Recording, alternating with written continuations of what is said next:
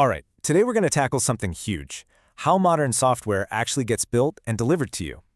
We're going to demystify the entire process, all the way from a developer's single line of code to a massive application that can serve millions of people. Let's dive in. I mean, seriously, have you ever stopped to think about that? This question is at the heart of modern technology. It might seem like some kind of dark magic, but it's all made possible by a really powerful system of architecture and tools. And by the end of this, you're going to have a crystal clear map of how it all fits together. So, to really get what's happening now, we've got to take a quick trip back in time, because the way we build applications has gone through this massive evolution. On the left, you see the old way, what we call the monolith. Think of it as one giant block of code, where absolutely everything is tangled together.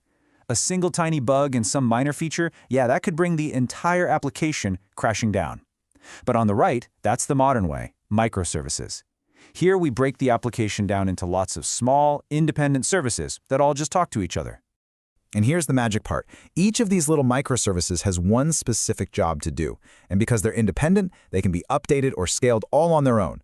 This gives development teams incredible flexibility and makes the whole system way more resilient. It's how apps today can handle the crazy demands of the internet. Okay, so this whole new way of building apps, it's only possible because of some absolutely incredible tools. Let's meet the two biggest players in the game right now. First up, you've got Docker. The absolute best way to think about Docker is like a standardized shipping container. You know, the ones you see on giant ships? It takes one of our microservices and packages it up with everything it needs to run: the code, the libraries, all the settings, into one neat, self-contained box. This means it'll run the exact same way no matter where you put it. So if Docker gives us the shipping containers, then Kubernetes is the entire port authority managing the fleet. It's what we call an orchestration tool, which is just a fancy way of saying it automates everything: the deployment, the scaling, the management of all those containers. It's the brain that decides where each box goes, how many we need, and makes sure they're all healthy. So you see how they work together? It's actually a pretty simple relationship when you break it down.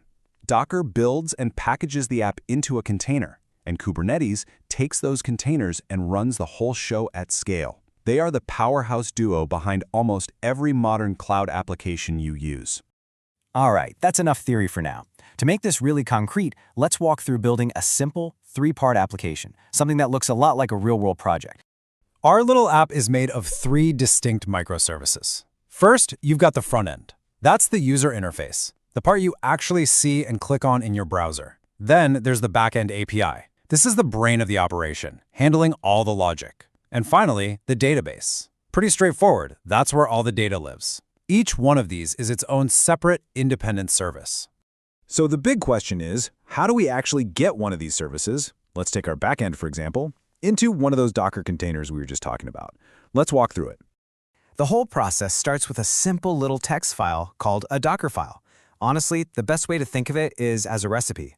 It's just a list of step-by-step instructions that tells Docker exactly how to build the container for our app. And just like any good recipe, it follows a logical sequence. First, you tell it what base system to start from. Then you set up a little workspace inside the container. Next, you install all the things your code needs to run. Then you copy your actual application code in. And finally, you tell it the exact command to run to start the app. And you'll see that each of those steps we just talked about corresponds to a simple command in the Docker file, like from, copy, or cmd. This right here is where the real power lies. This file acts as a repeatable blueprint. It guarantees that every single container is built the exact same way every time. This is what finally kills that age-old developer problem. Well, it works on my machine.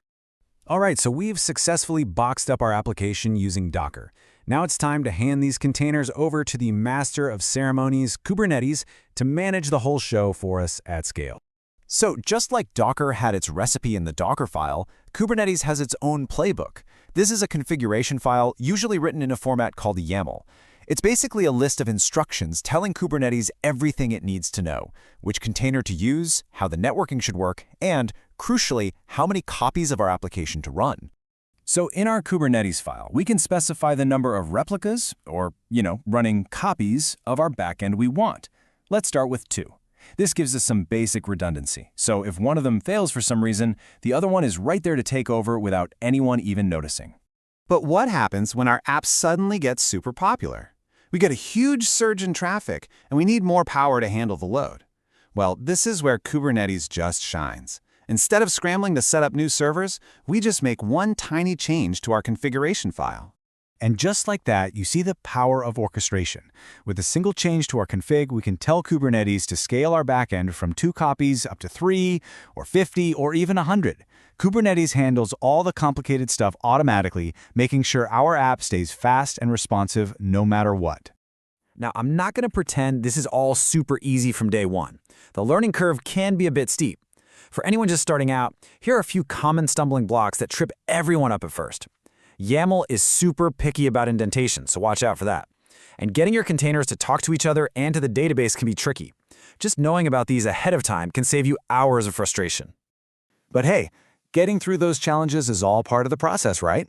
So let's just zoom back out for a second and appreciate the powerful workflow we've just mapped out, from a couple of simple text files to a fully scalable, cloud-ready application. You know, what we've just covered isn't just some abstract theory. This is the real deal, fundamental workflow for modern DevOps. You now get the core concepts for packaging an application, getting it ready for the cloud, and managing it at scale. That is an incredibly valuable skill set in today's world. And that right there, that's really the bottom line.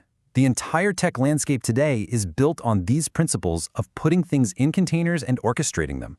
So whether you're a developer, an operations engineer, or you're just curious about tech, understanding this workflow isn't just a nice-to-have anymore, it's absolutely essential. So, we've pulled back the curtain on how modern applications are really deployed. It's not magic, it's a clear, step-by-step process. The tools are right there, and now you have the playbook. So, there's really only one question left to ask. What are you going to build first?